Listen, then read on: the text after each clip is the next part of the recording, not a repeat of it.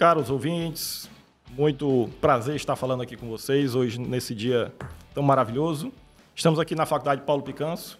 Me chamo Lincoln, sou aluno do mestrado da faculdade. Estamos aqui com mais 3 colegas, com Bruna, com Natan e com Laís, para discutirmos um tema bem interessante na odontologia, que vai ser tema do meu e-book aqui na faculdade, como forma de terminar o mestrado, que fala sobre o tema de princípios básicos de cirurgia para procedimentos odontológicos em ambiente ambulatorial. É sabido hoje que, né, muitos acadêmicos saem de forma ainda crua da faculdade, então o objetivo do e-book é tentar direcionar para o ensino para que o acadêmico saia o mais preparado possível. Estou aqui com 3 colegas de diferentes áreas, mas gostaria de saber se alguém tem alguma, para a gente iniciar esse bate-papo de forma bem tranquila, se alguém já teve alguma experiência em procedimento cirúrgico, em cirurgia, no exodontia, se alguém tem algum caso que se lembre, que ficou marcado para algum de vocês, quer seja de sucesso ou de insucesso, só para a gente começar aí nosso bate-papo. Bom, é um prazer estar participando desse teu podcast e alguns relatos, né, que existem dentro da cirurgia, especialmente pelas partes das complicações.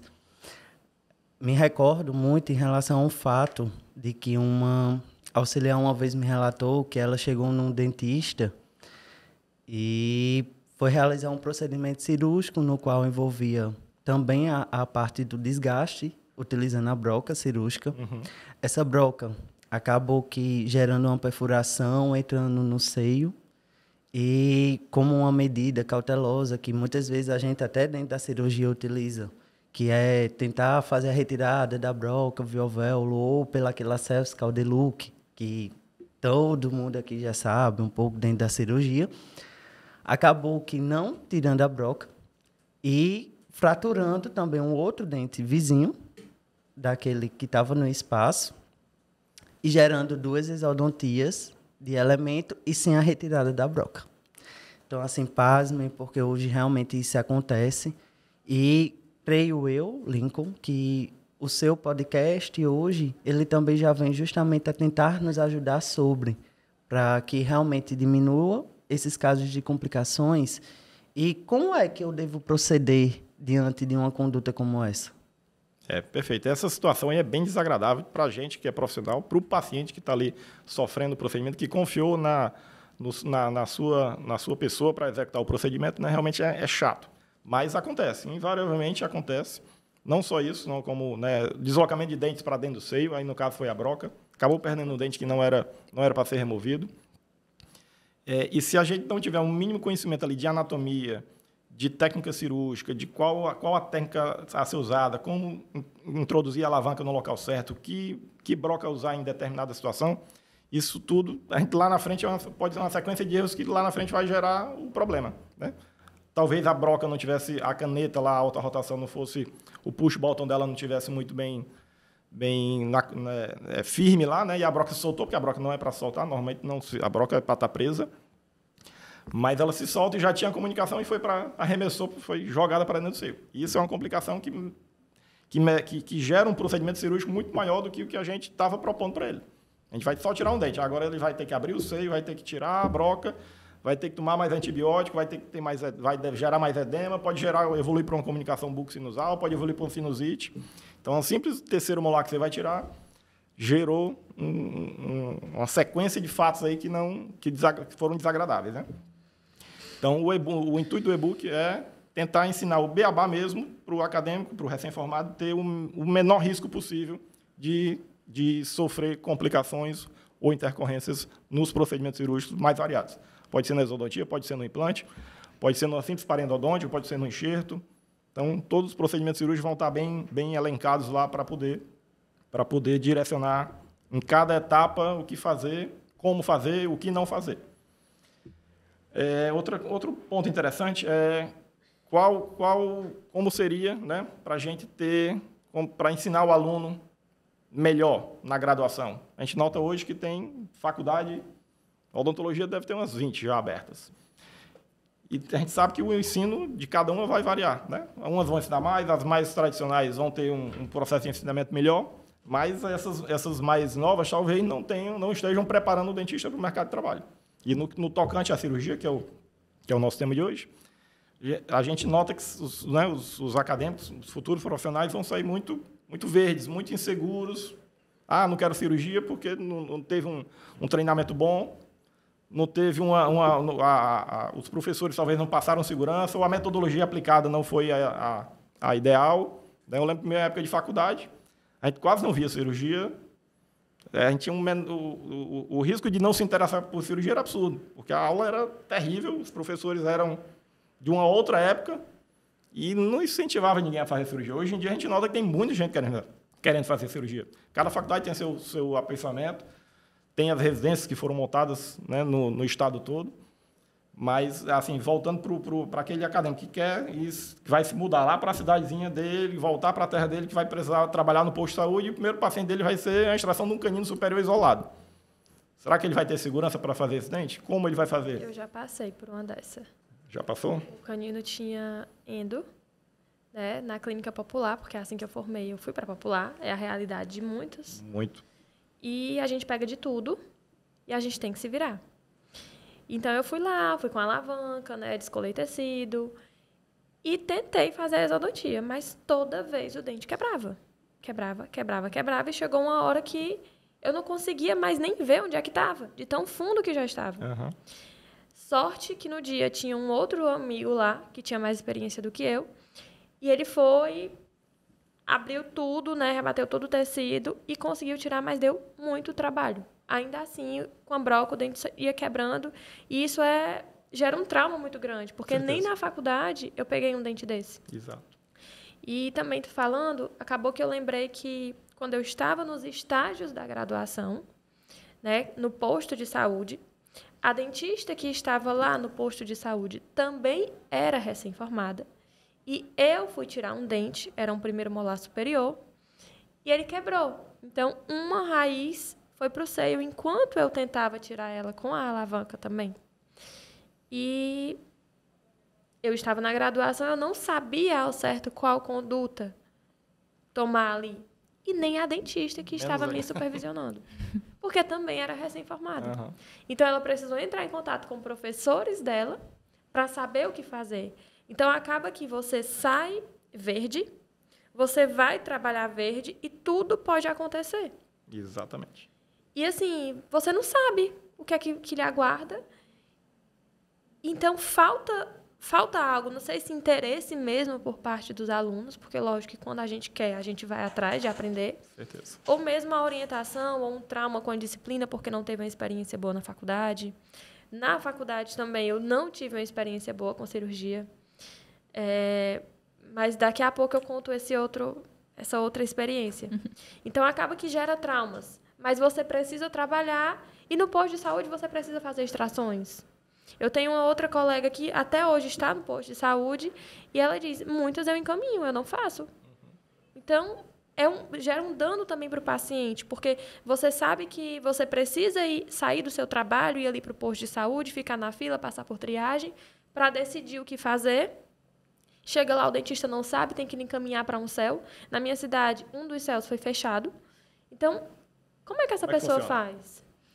Algo interessante que eu achei na tua história é que a primeira coisa que essa dentista, que era recém-formada, fez foi contatar o professor. Então, realmente, é o papel crucial o professor auxiliar, até mesmo em recém-formados, a gente corre para eles. Então, muitos professores na graduação são excelentes doutores, excelentes dentistas, mas como professores, eles às vezes deixam a desejar. Então, realmente, é muito importante o foco de como eles vão ensinar metodologias, como realmente foi falado. Na nossa época, até mesmo antes, não era tão assim abordado, era tipo, faz aí, der complicação eu entro, resolvo. Então, é realmente esse papel do professor de chegar, de explicar o porquê, o que pode acontecer, porque lá na graduação é tudo flores, acontecer qualquer coisinha errada, vai ter alguém ali para auxiliar, mas realmente é eles nos alertarem e mostrarem, olha, pode acontecer isso, e se acontecer, tem que saber como resolver, né? Acaba que a própria faculdade também, ela tem, no caso, né, a minha faculdade contratava o preceptor. eles têm responsabilidade sobre o preceptor que vai estar ali. Porque o aluno é responsabilidade da faculdade. E a pessoa que está ensinando esse aluno? Porque para essa dentista foi um desconforto, ela ficou com vergonha por não saber o que fazer na nossa frente, né? O paciente ficou lá, eu que estava na extração, no procedimento, meu Deus, o que foi que eu fiz de errado? E me senti muito mal. Então, assim, acaba que eu não tive uma experiência tão boa. Não tive. E quando eu saí da faculdade, que eu fui trabalhar, minha sorte é que foi eu e mais várias amigas da turma para a mesma clínica. Então, a gente se ajudava. Porque a gente pega de tudo. E na popular, você é obrigado a fazer tudo. E essa é a realidade da odontologia de quem está saindo aí na graduação, né? Porque é muita gente saindo, não tem consultório particular para todo mundo. As clínicas populares acham maravilhoso isso aí, porque vai contratar gente a uma mão de obra mais barata. Os pacientes também, que só procuram por preço. Tem muito. Hoje em dia a galera, se é R$10 mais barato, ele vai para o R$10 mais barato. Lógico, não importa o risco que vai poder ocasionar nisso aí. Todos temos uma responsabilidade. À medida que eu estou ali para prestar um serviço, eu tenho que saber o que eu estou fazendo.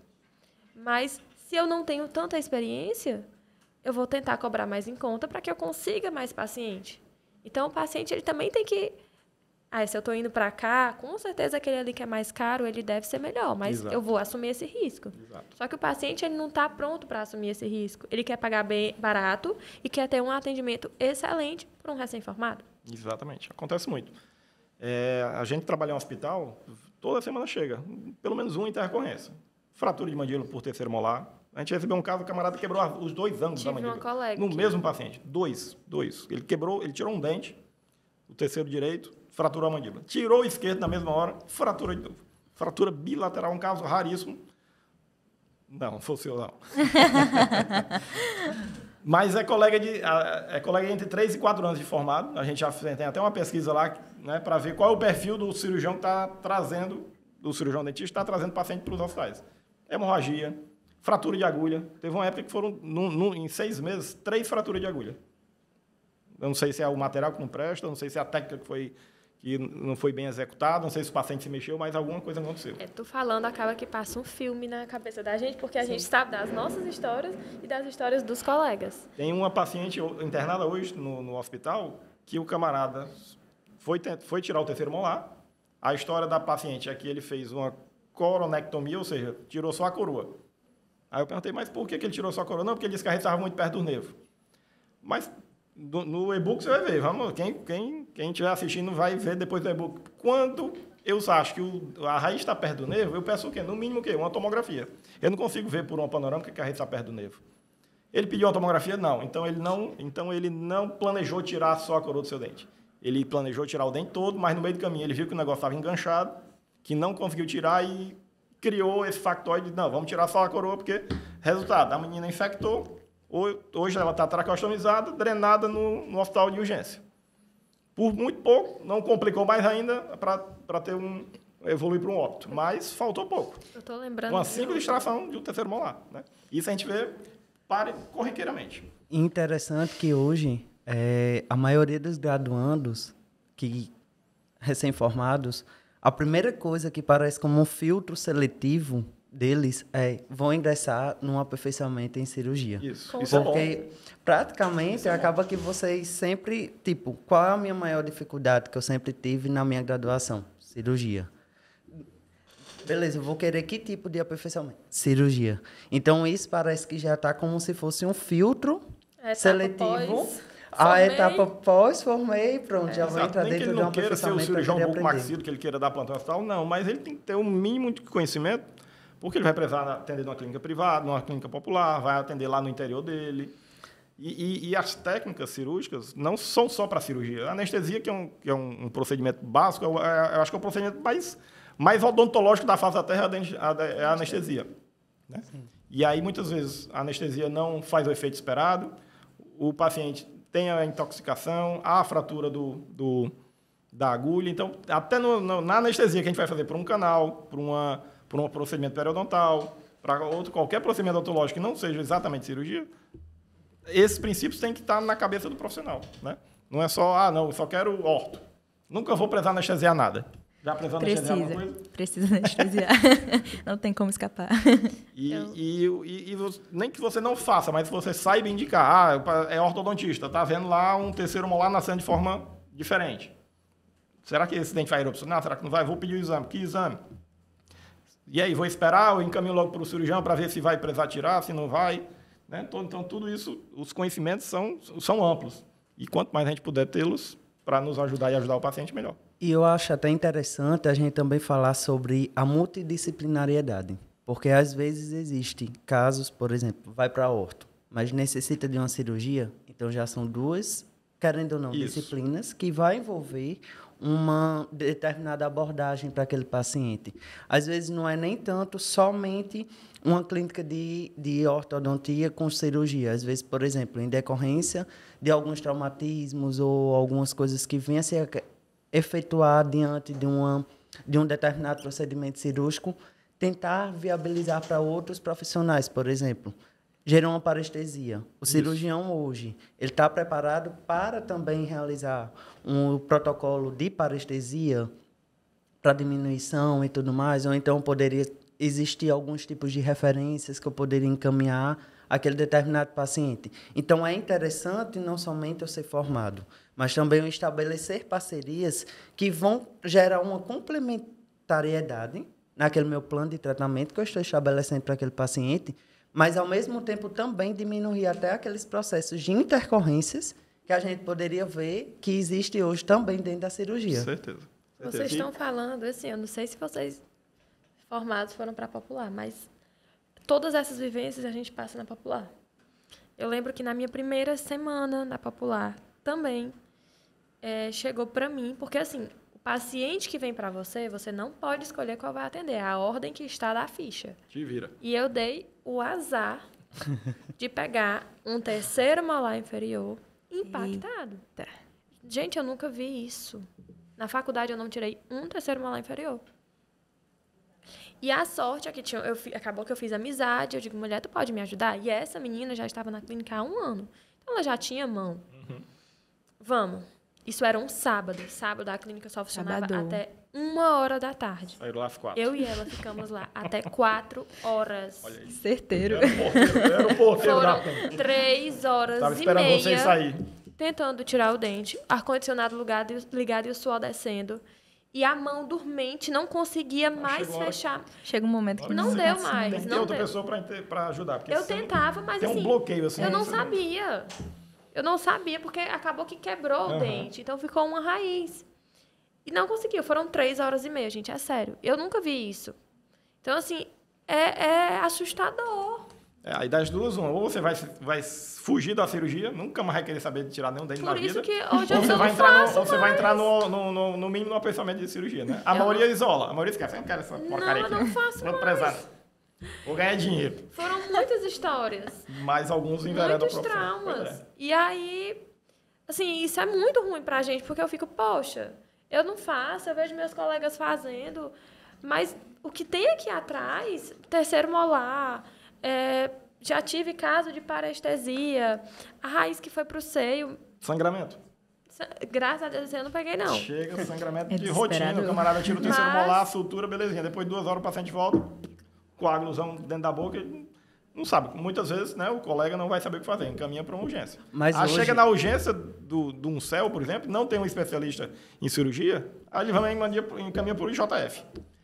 É isso que não dá. Tem camarada, tem dentista na urgência que não sabe fazer urgência. É uma coisa que não entra na minha cabeça. Inclusive, hoje, se a gente for parar para analisar, eu não sei muito aqui, mas antigamente, quando eu fazia, isso que há 5 anos atrás, eu acredito que já houve uma desmistificação a respeito dessas clínicas de cirurgia e tudo mais. Era aquela situação de, eita, hoje é clínica de cirurgia. E aí a gente, por exemplo, se for parar para analisar no decorrer de uma clínica, praticamente você tem o quê? Diante de um semestre, tem muito conteúdo e pouca clínica. Talvez 30% seja prática. Exato. Então, assim, dessas poucas práticas, às vezes você consegue operar um paciente, porque grande parte é dividido em trios ou em dupla, e aquela dupla fica no revezamento em relação a pacientes. Aí, se aí é um caso de que você não consegue operar, aí eu vou transferir para aquele trio que ainda não operou. Então, você acaba que não pegando tanta mão. Certeza. E que, ao mesmo tempo, é algo assim, que, tipo, isso é corriqueiro para qualquer tipo de graduando. Chegou clínica de cirurgia. Eita, agora eu vou me esforçar para estudar em cirurgia, porque é uma disciplina difícil.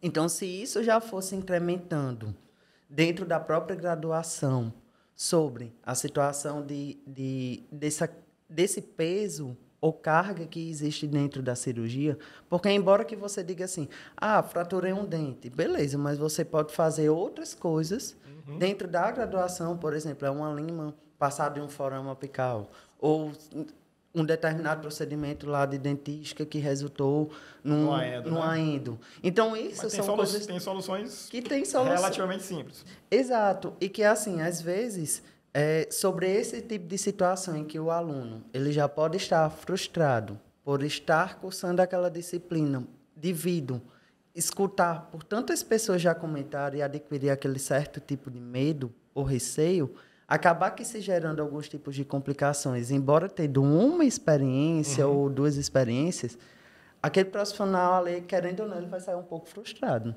E não e a realidade que eu vejo hoje grande parte do pessoal gosta de cirurgia. Hoje eu vejo, dentro da graduação, isso. Muito. E são pessoas que já querem sair dentro de uma graduação com o título de aperfeiçoamento em cirurgia. Exato. Né? Muitos deles aqui, hoje, eu percebo... não querem perder o tempo, né? Ele já quer sair e aperfeiçoar. Exato. E as graduações também, elas vêm lutando contra isso, no sentido de, por exemplo, estou dentro da instituição, montei uma liga de cirurgia, que hoje as ligas, elas também fazem parte, né? E que, querendo ou não, nelas aparecem pacientes que são complicados, pacientes que você não são da sua rotina e que é também interessante por parte dos alunos participarem. E era mais sobre esse feedback que eu queria mesmo realmente ressaltar, que tipo, a graduação hoje, ela também passou por uma transformação. Essa galera das ligas sai bem mais preparada, com certeza, sai diferenciado. Exato. Mas e por que eu posso tratar um paciente que seja de liga?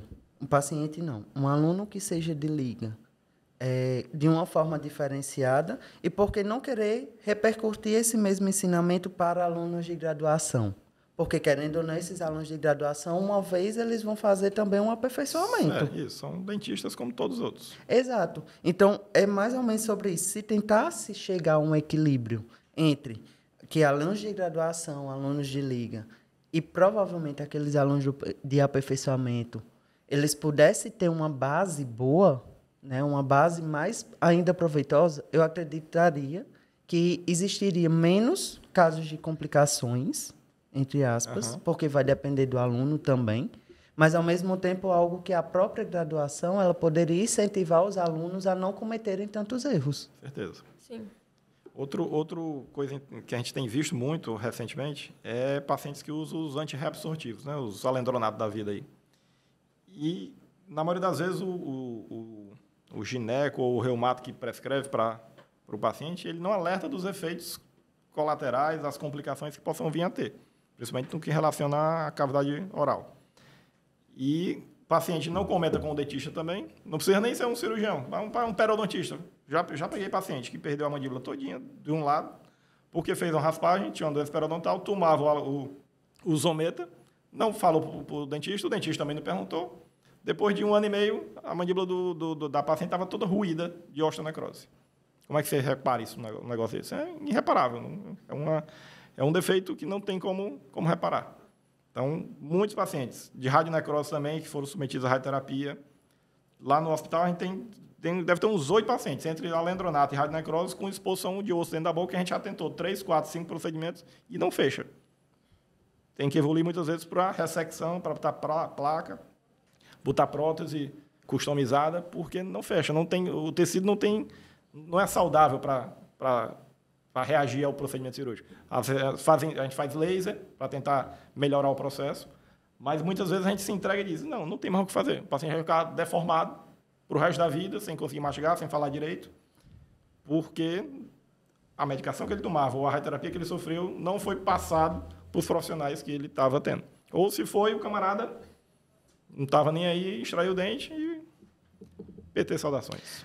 Lincoln, é somente por curiosidade, tá? Sobre a sua experiência profissional, que eu acredito que você já tenha bastante tempo. Já sou rodado. Eu queria saber qual foi um dos casos mais impactantes que você viu, assim, em termos de complicação, ou que isso aconteceu dentro do âmbito da cirurgia mesmo. Teve um camarada que ele foi para tirar um terceiro molar, já era um senhor de 50 e poucos anos, né? Inclusive, quando eu ainda trabalhava na base aérea de Fortaleza. E aí, ele foi tirar o terceiro molar, pediu a panorama, porque tinha uma área estranha na distal do terceiro molar. Tirei o dente, tirei aquele fragmentozinho, achava que ali que era um capuz, mandei para o histológico. Veio com um carcinoma espinocelular. Acaba nunca fumou na vida. Saudável, militar, daquele vibrador mesmo. Aí disse, eita, pô, e agora? Aí tomografia, faz aquela ruma de exame, que na panorâmica não deu para ver, mas o osso ali já estava todo ruído. Não era nem um carcinoma de tecido mole, já era um carcinoma ósseo. Caminha para o cabeça e pescoço. Cabeça e pescoço vai, resseca, tira a região de ângulo, um pouco de ramo, deixa com ele o coronoide e a gente bota a placa. Aí ele evoluiu uma semaninha bem demais. Aí radioterapia. Expôs placa, expôs tudo, língua. Literalmente um buraco aqui na face dele. Você olhava aqui pelo buraco, você via a língua e os dentes do outro lado. Esse camarada morreu uns 6 meses depois do começo do tratamento. Se eu pego um paciente desse na popular e vou tirar só o terceiro molar dele com a radiografia disponível lá. É bucho. E ele morreu sondado, traqueostomizado, dessa largura, sabendo que ia morrer, sabendo que não tinha jeito para ele. E era um camarada sensacional, um cara muito conversador, amigo, não sei o quê, não sei o quê. Você olhava para os olhos dele, ele pedia, você via que ele pedia ajuda e você não tem o que fazer. Fez uma experiência com os curativos de hidrocoloide para tentar diminuiu o tamanho do defeito, mas se ainda fosse rodar retalho, fazer tudo, ele não aguentava. Tanto que nem foi porque ele não aguentava uma cirurgia de tamanho, porque ele já estava bem sofrido. Então, esse camarada foi uma evolução rápida, um negócio absurdo. Em 6 meses, do dia da extração até ele morrer, em 6 meses, tudo ocorreu. E, no caso, foi descoberta a partir da cirurgia que... A partir do terceiro molar que eu fui tirar, porque o terceiro estava cariado, e atrás do terceiro tinha uma áreazinha diferente. Se eu não tirar aquela área ali, talvez nunca... Obviamente, ele ia ter a mesma doença, né? Mas a gente não queria saber do que tinha sido, né? Assim, já ia descobrir também bem mais tarde. E que bom que você teve até esse olho clínico, né? Porque às vezes acontece, por passar por despercebidos, e que muitos profissionais, às vezes, negligenciam essa parte. Tudo que você tirou do paciente, a não ser que seja o dente, obviamente, você tem que mandar para o histológico. É prego batido e ponta virada. Se você não mandar, você vai estar sendo negligente, você vai poder ocasionar um erro grande lá na frente. Principalmente mulheres de meia idade, você acha, não, vou fazer uma biópsiazinha aqui no palato aqui dela, na mucosa jugal. Mulheres de meia idade é a raça que mais tem propensão a ter câncer na face da Terra. Entre 40 e 55 anos de idade. Por mais que você não seja nada, isso aqui é uma mucocélia, é um fibroma, é uma hiperplasia, é nada. Banho pro histológico. Se vier benigno, graças a Deus, você estava certo. Mas se vier maligno, aí você vai saber encaminhar. Melhor do que se ninguém descobriu o que era e quando for lá na frente já era. E só mais uma dúvida para tentar encerrar assim, minhas perguntas, né? Na verdade, e aí para repassar para as colegas. Existe hoje, melhores habilidades ou procedimentos menos invasivos para situações de complicações? Ou você acha que é uma tendência futura existir preparos mais conservadores e tudo mais para determinadas complicações? Eu acho que não. Eu acho que cada vez a tecnologia está crescendo para isso, né? Mas no Brasil ainda a gente trata a complicação como se tratava ainda há 30 anos atrás. Fratura é fixar, não tem. Hemorragia é hemostasia, né? Infecção é antibióticos de última geração, drenagem, às vezes precisa de traqueostomia, precisa do apoio hospitalar para tudo isso, né? As osteonecrose, esse é o nosso calo. Talvez a gente vá morrer e ninguém ainda vai ter um tratamento estabelecido para a osteonecrose. Tem a oxigenoterapia hiperbárica que ajuda muito, mas não é uma receita de bolo que faça 30 sessões de hiperbárica e vão para a cirurgia que vai dar certo. Às vezes dá, aumenta a chance. mas pode ser que não dê. Eu sinto muita dificuldade por parte também, né? Na época eu senti, da prescrição medicamentosa. É muito... Porque ela acompanha a cirurgia. Para e passa, uma do ladinho da outra ali. Isso. E na faculdade são disciplinas distintas, né? A gente vê essa parte da farmacologia. Na minha graduação foi mais no início, mas a farmacologia ela tende a te acompanhar. Só que você tem sempre o professor para perguntar.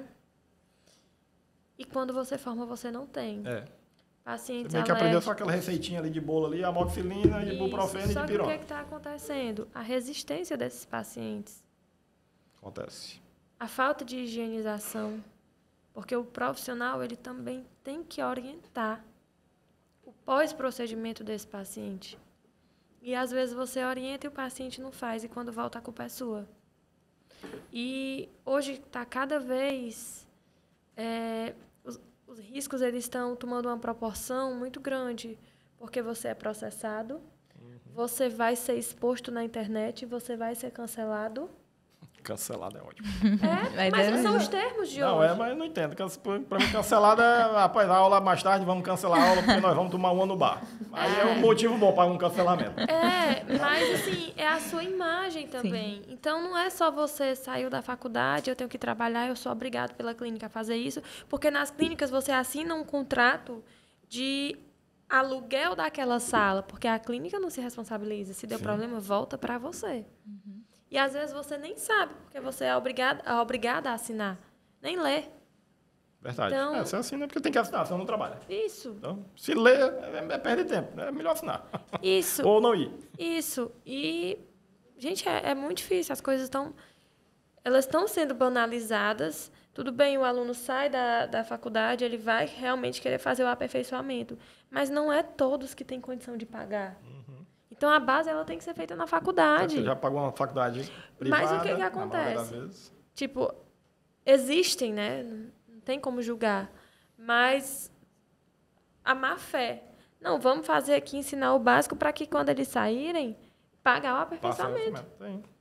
Na minha época tinha. Hoje é... Mas aí é que tá. Não, com certeza. Você se forma sem R$1. Nada. Devendo. Forma devendo, porque se foi fiéis... Isso. Amarrou no rabo do jumento, mas um dia vai pagar. Isso. Então, assim, tá muito difícil. Você tem um e-book, eu não sei como é que tu pretende divulgar esse e-book, né? Também não sei, não. Mas o doutor Paulo vai me ajudar. Não, lógico. Vamos ganhar muito dinheiro com esse e-book, doutor Paulo. Mas existem as próprias... que a gente está conversando aqui hoje, que a gente está debatendo, né? Esse aluno da graduação, ele precisa ter acesso. Eu acredito que você tem que colocar também aquelas receitinhas, assim, no sufoco tá ali. Eu vou ali, aquela página que tem ali. Uma pesca. Porque nem isso a gente tem. Exato. Quando é alérgico, quando não é, qual é a posologia para criança, quando não é... Né? Tudo Sorte isso, que hoje... para renal crônico, se eu passo mesmo anti-inflamatório, eu não passo. Que hoje tem esses aplicativos que te ajudam, mas não é a mesma coisa. É muito superficial ainda, né? Muito básico. Tem. Então, assim, é bem difícil. Eu caí fora da cirurgia. Mas volte, que é uma área muito bonita. Volte. Por favor, volte. Algo que eu notei muito, que no diálogo todo, eu acho que também em toda especialidade envolve isso, é a ética odontológica. Tudo que envolve essas complicações envolveu imprudência, envolveu negligência, má-fé. E uma coisa que o aluno da graduação e recém-formados e nós, profissionais, sempre tem que estar atento a isso. A gente pode ser processado, né? Podem cancelar a gente, mas e aí? Quem foi que teve razão aqui?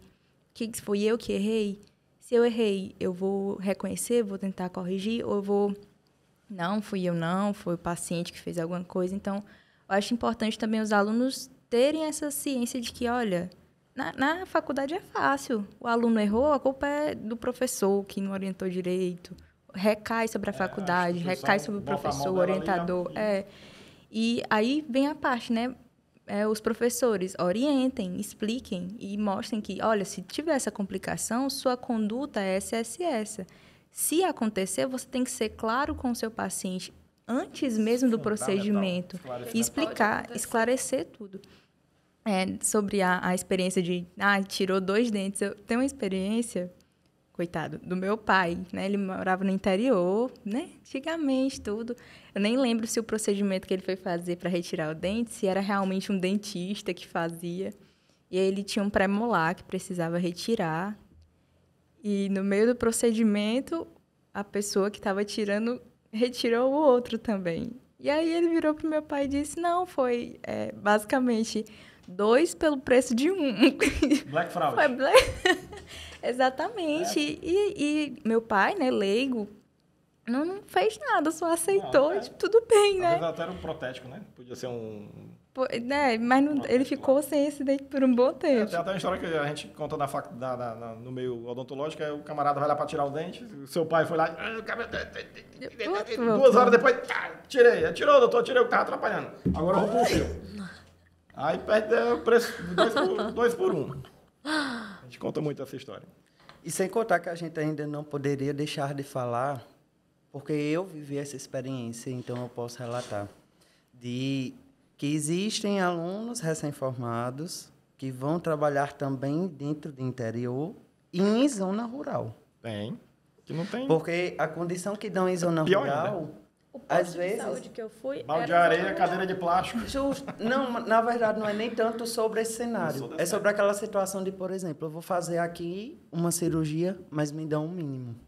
O mínimo que eu falo é de um equipamento, de algo que vai melhorar aquela minha cirurgia. Então, até diante disso, pode sim, realmente, se acontecer de tipo, eu já tenho uma experiência não tão legal, mas, ao mesmo tempo, algo que vai me dificultar pelaquela condição que ainda estão me exigindo.